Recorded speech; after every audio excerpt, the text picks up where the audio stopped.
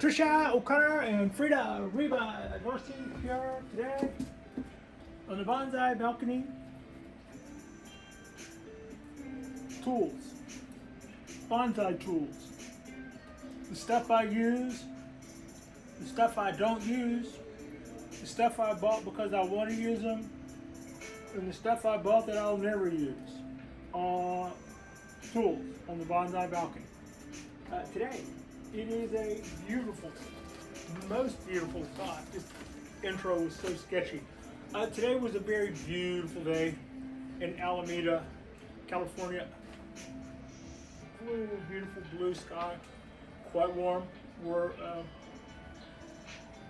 about to hit 80 up here.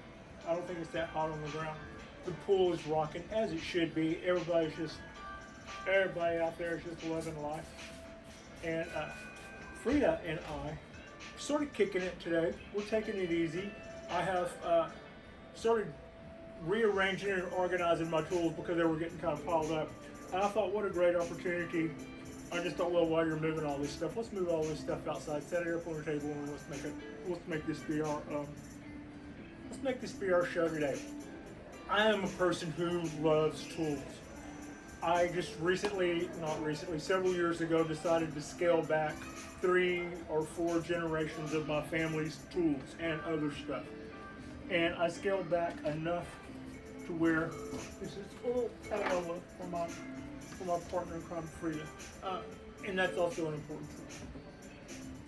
I scaled back enough to where I could throw a few things that mattered to me at the time in the hatchback of Subaru and pull up through this apartment with a fresh start. I brought a watercolor done by my mother, a suitcase with some clothes in it, and my 2 dogs and their blankets and their bed. So that was basically what I left New Orleans with, having just liquidated 3 generations of stuff. It was a massive purging of stuff, and it felt really good. And a lot of that stuff, I was like, well, you're not going to restore motorcycles again. Why do you have British Whitworth tools? Your great grandfather did this in woodworking. You're not ever going to have that game. Why do you have? So some neighbors and some tool library scored on some really cool stuff, and I also had some yard sales that just a few years before I would have died to have gone to. But then when I came back to the Bay Area, I also made good on some estate sales. My living room is decorated off of some pretty cool estate sales scores. That's about tools. But at that same time, bonsai raised its head, and I got back into it. It was a childhood hobby, and I didn't know very much. I had a hard time getting my hands on information then. It was pre-computer, pre-internet. So it took me no time at all to start accumulating things. And there are some things that I bought that I'll absolutely never use. There are some things that I bought because I want to evolve. And I think if I buy this little thing, then I'll learn to use it. Grafting knife. I bought 2 grafting knives because they feel good in my hands, and I am. It's a goal. It is a goal of mine to graft my own tree. So that's a tool that I've spent money on that so far I've yet to use. Bonsai jack. I bought that so that I could do a specific job, and I did that specific job, and I will probably use it again. It's probably not something that I will use a dozen times in my bonsai career, but so far I found it to be bonsai jack. I found it to be really useful for whenever you need to, you're by yourself and you need to bring that guy wire up, just pull that branch up tight so that you can take slack. That's your tool of choice. There's stuff that I bought that we'll get to that later. If you're new to bonsai, most of this is not necessary. What do I really use the most? The tool that I really use the most from the stuff that I grabbed here, and I tried to make sure that I grabbed stuff that I actually use and other. But the thing I use the most are these. I use these for a lot of things. These are my little weenie skewers, and I always say jokingly, "Go behold weenie skewers." But also bamboo, and I didn't have to spend anything for that. Somebody at the apartment tossed some bamboo blinds, and they were about yay wide, and they were about 5 feet long. Yeah, I still have. They were about 6 feet long, and I still have slats of bamboo. Golly, when it comes time to split bamboo, that stuff is so hard. Wow, no wonder people use that in construction. I had no idea bamboo was that hard and that hard to split. But these are also great tools. And I found slats of bamboo, timber bamboo, that somebody was tossing, and cut them loose from all the Venetian blind hardware. And I've been splitting that and using the bamboo from that for a couple of years now. That's, for me, as a one person, that's probably my lifetime supply of bamboo. So, example of things where you do not need big expensive tools. I have gin pliers more than one kind of way, and gin pliers. They're rounded on the edges so that if you grab a piece of wire on a branch, you can bend that wire and bend the branch with it, while at the same time you're not doing damage to the branch. Better ones, or some, don't have this square edge here, which is also advantageous. The nose of them are bent in such a way to where they'll stay out of the way and not interfere with the bark. Also, these are black hardened steel, Japanese black hardened steel. The action on them is real good, and they never peach the hand. What I like about a good tool is I like it when it has a little bit of heft to it. I also like it when it feels good in the hand. I also like it when it has good action. I'll pay more for a tool that action feels tight, precise, and easy. And that's what Japanese tools always bring to the table. This finish was one that I didn't recognize as a superior tool finish when I got into bonsai. These tools are blued. They're blued, and you have to make sure that you don't leave them out in weather. I also try not to. I have a version of these that are my scissors, pruners, and I should keep those cleaner. But they sharpen well, they hold an edge well, and I want to make sure that I don't go digging into. Personally, I don't want to go cutting roots with these. I have cheaper scissors that I can go diving into roots and cutting. I try not to cut dirt, in other words, with my good Japanese scissors. I also have scissors that were stainless that I purchased from a company in the United States. And then somebody pointed out right after I purchased them that the manufacturer was a QAnon supporter. And I'm like, oh great, I'm glad my money went for that.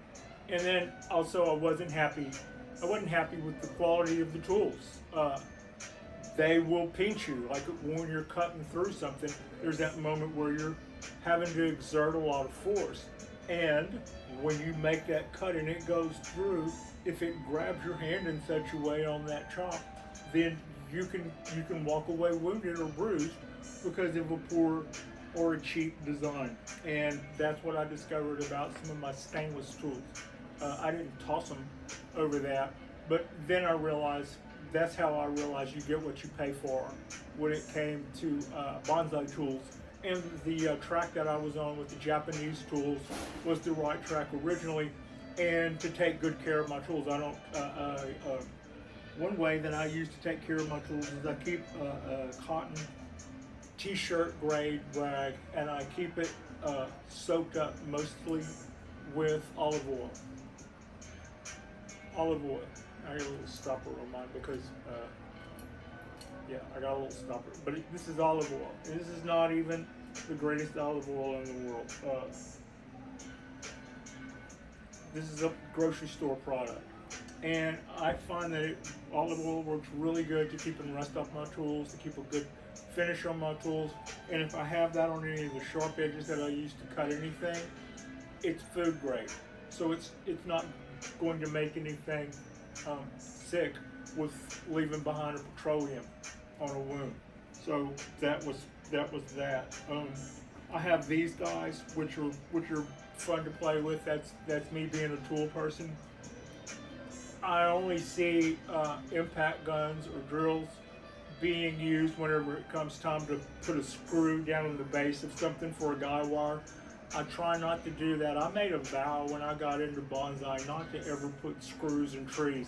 I know the guys that do that without fear, and I know that they have more experience than I do, and they do this trick of putting a Makita screw and burying it down and then putting the guy wire off of it and pulling that down. They know that that's going to roll over and stuff, but I just said, you're a rigger for God. I was in past life. I went, find a way to do whatever you want to do without running sheetrock screws into your tree. So far I've been able to do that. But the other things these would come in handy for is I use it as a drill, and I put a sanding wheel on it, and I've done quite a bit of woodwork. I've also used this guy quite a bit to dress out my bald cypress. Having said quite a bit, I've used this 4 or 5 times in 5 years. If I didn't work at a hardware store and I wasn't looking at this constantly, I probably wouldn't own a chainsaw.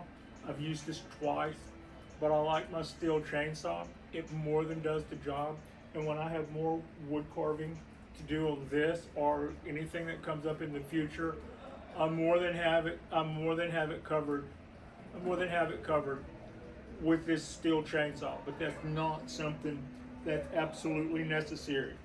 I'm not sure what's in focus, but if this that I have my hand on right now, which is a chop, a V-shaped chop on a bald cypress tree, I did that with this. So,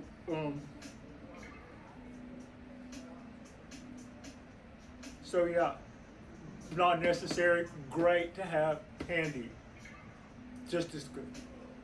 I did this V cut with a handsaw. Instead of having gin pliers, I think these are radio pliers. I think we called these radio pliers growing up. These are basic hardware store. You do that and they'll close almost. You do that and they close them tight. Basic hardware store pliers. These are your basic junk drawer pliers. Also, if you work in a hardware store, I work in a hardware store, you tend to have better junk drawers than other people. The thing, you work at a hardware store. These do just as good a job. Most of the time you can tighten wire with these, do an excellent job. The problem that you have to watch out for is the tips are blunt. You lean into them and cause them to do things that you don't mean to. You can grab a wire here and then lean in to the branch, and at some point this point is a little proud, which is to say that it sticks out, so that at when I'm bending a branch this much, we're okay. When I'm bending it that much, I'm starting to put a crease in it. So you have to watch them, but there's no reason why you can't use them. You just take smaller bites, and then, and if you need be, take rubber tape and wrap the ends in rubber tape. That'll give you something to lean into aside from this heavy metal edge. Also, you could probably grind some off this heavy metal edge. Be careful doing grinding on tools. You can also make them weak. You can also wear eye protections. Okay, so we said that. Now, so that's a good substitute.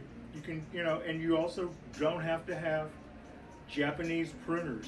I'm starting to see more and more of my counterparts use these. These came up in our hardware store, and these are Joyce Chin. But here's what. I saw somebody in Switzerland using the same the same scissors, and it had somebody else's name. Somebody's making these, and different people are ordering them and putting their name on them. Whatever, fine. Good on Joyce Chin. This is a good tool. Feels good in the hand. The handles are plastic. I don't assume it'll last forever. The blades are plenty sharp. They are stainless, and yeah. So, but I also have floating around the house. I have dozens and dozens of pair of just regular scissors. You can use regular scissors to prune stuff and cut back stuff. Well, when it comes to like, just watch out. Remove the wire before you cut a branch. If you don't want to have to worry about removing the wire before you cut a branch. I saw some bonsai masters using these. I just kept seeing people reach in their back pocket and grab these things, and I went, those are bolt cutters. And then somebody mentioned the name and how they wished they could get a deal. This is Nip-X. This is not necessary. This is absolutely not necessary. These are about $70. They work great at cutting wire and cutting branches that have wire in them. They are, to me, worth the money because they have really good action, and they're not a tool that's made to look like bolt cutters. These are bolt cutters, and not only that, but there are some really precision bolt cutters of a kind that you don't normally see in this type of a tool. So impressed was I of these bolt cutters that I had to have here, and I do use them all the time. But again, this is me and a tool fetish. They also make. I noticed they had some needle nose pliers. Now the action on these, this joint here, you almost can't even see it. Maybe it'll pick up in the light. Really good action. But here's what. Typical, well, they're bent nose, but these are typical needle nose pliers. Again, at a hardware store, $4 can do a lot of really good work with these. You see a lot of Japanese bonsai artists who work with Shohan and Mame size trees use these type. They're also spring loaded, which is handy. But you have those. But we have some. Whoever bent the hook also went through the trouble. I bought them this way to round those edges off. I guess they're probably for jewelers or something. That's very handy. And these are cheap needle nose. These are not cheap needle nose. But here's what. They're rounded jaws. It's not like somebody ground the jaws down. Those guys are rounded and cone shaped. And again, Nip-X. So cool stuff. So that stuff I use, use this a lot.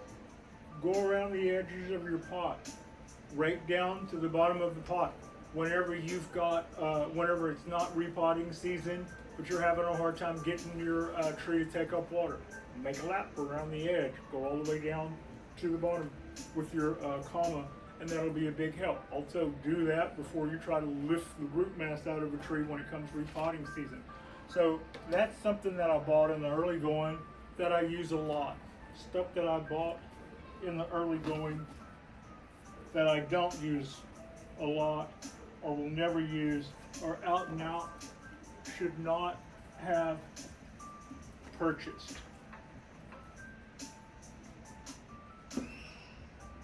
Woodworking tools.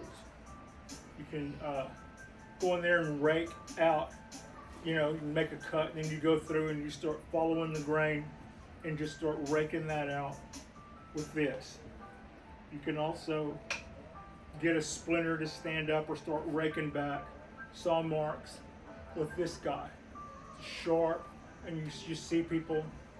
I bought this, some of the first purchases. I bought this raffia.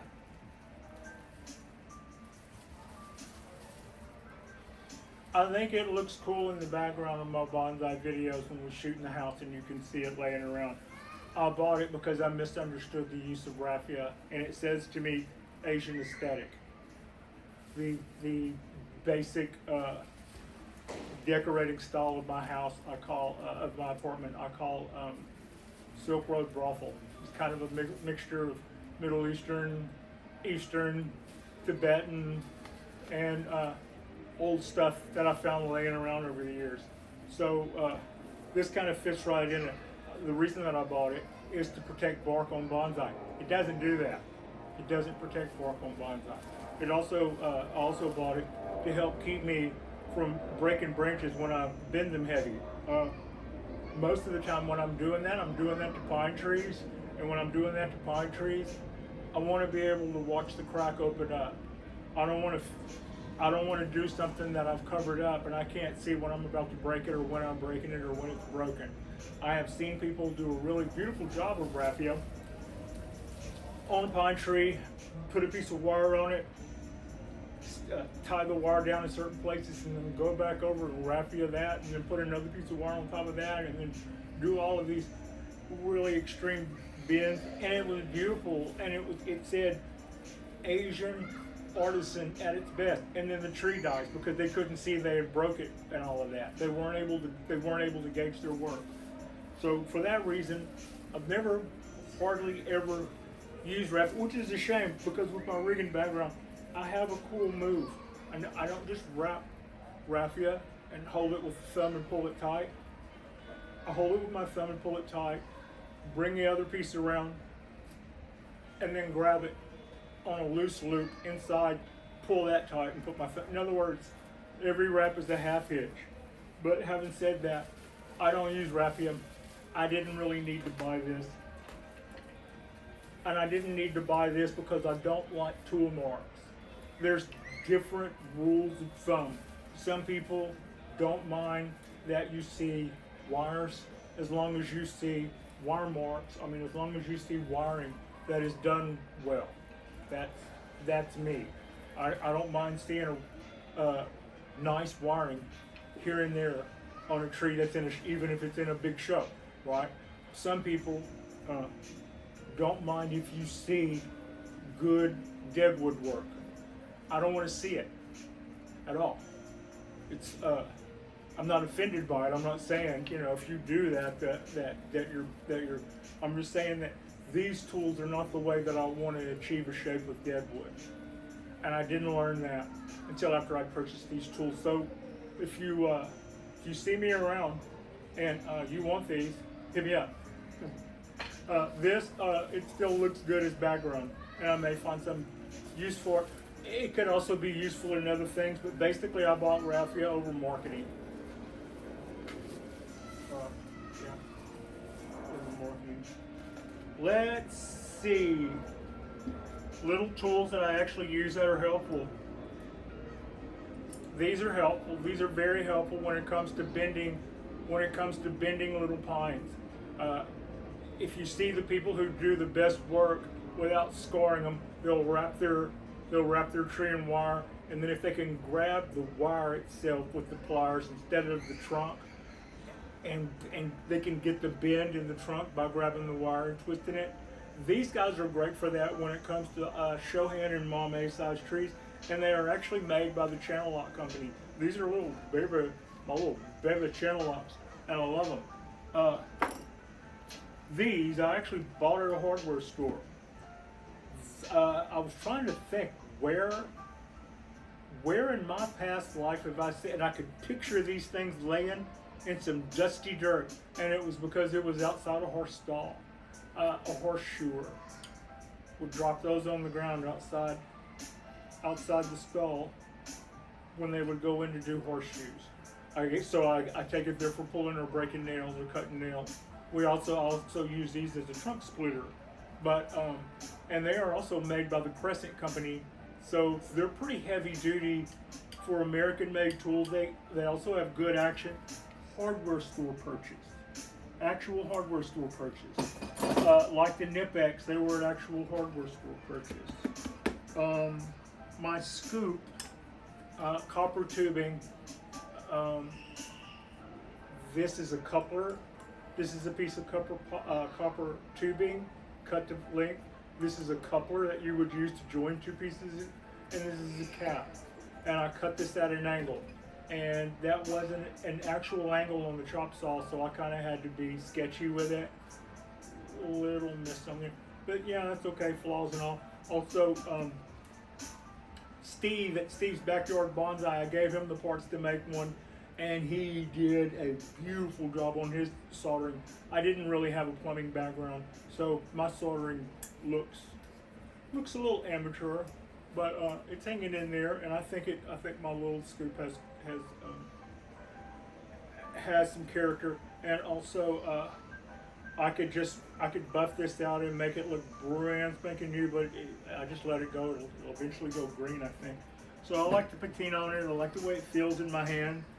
I had talked about doing cleaning my tools with olive oil. Olive oil is great for tools. When it comes to pots, I like baby oil. So I find that I get a really good shine with baby oil, and don't make the okay.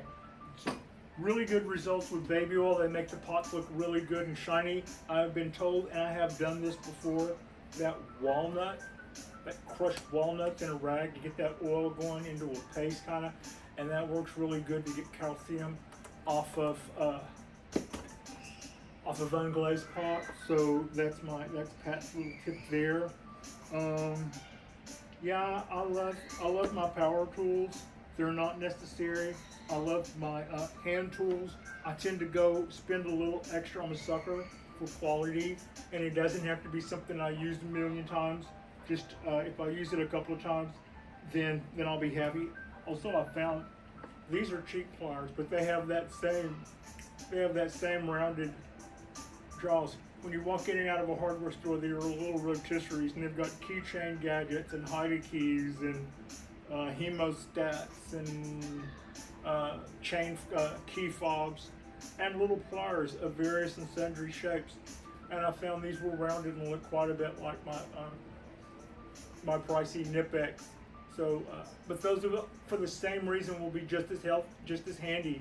All these round edges means I'm not going to gouge or hurt the bark on something when I go laying into it.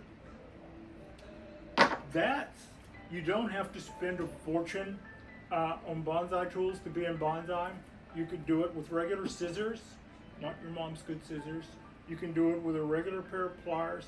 But if you appreciate good tools and you appreciate the feel of good tools, look at Japanese tools. They've been doing this for a long time, and most of their stuff, as far as I've seen, is very, very well thought out and very well made, and it keeps a good edge for a long time. Like they have a hand tool that they can drill a hole in a terracotta pot, and I don't think I've ever necessarily seen a tool in the U.S. that would do that. I have seen a tool that you would use to cut a hole in a slate tile, so it would be similar to that, I suppose. But that's our little bit. That's our little bit on tools. The other things that I will probably look at in the future is no, I even have a sharpening stone for my. These are my. I guess I could show you. I had said among the tools that I haven't used yet, this is my grafting knife. Very simple piece of super hard steel. You can see some rainbow colors in there where it had been, where it's been hardened, probably with a blowtorch. That edge looks like it's just waiting. And this particular one is a left-handed. Yeah, left-handed. So I thought, well, you'll probably be thankful some southpaw probably bought one of these. But that's an example of a tool that I bought because if I buy the tool, I'll use the tool, and I need to start doing my own grafting. So there's a little bit of evolution in this for me as well. But for the most part, most of my tools get at least some use. Sometimes I'll buy them just specifically for something that I'm about to do, and then we'll take off, and I have no problem pulling something out of the wrapper in front of you guys and go, let's see how we do. I did that with the bonsai jack, and I've done that with the with the root splitters, nail pullers, I suppose it is.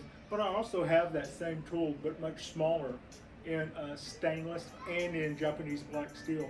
But having that nail puller be really long means I had a lot of leverage when it came time to do a split on one of my larger trees. So handy dandy. All right, like and subscribe if you guys have not already. Our next drop, this is our Sunday drop. Our next drop we'll probably do a spot midweek. I've been doing my midweek drops on Wednesday, and in the past couple of weeks, those I think have been mostly my beginner series. We don't have a whole lot of those to do, maybe 8. We're on 4 now. So next, also my days off are changing. Next Wednesday will become Thursday. Thursdays are my new day off for a while. We'll be doing our Thursday, and then I'll go back into my hardware store on Friday, say hi, sell a few nuts and bolts, and then we'll go right back into our weekend the way we do. I appreciate you, Frida. I appreciate you. And thank you all so much for watching. Can you get out of here?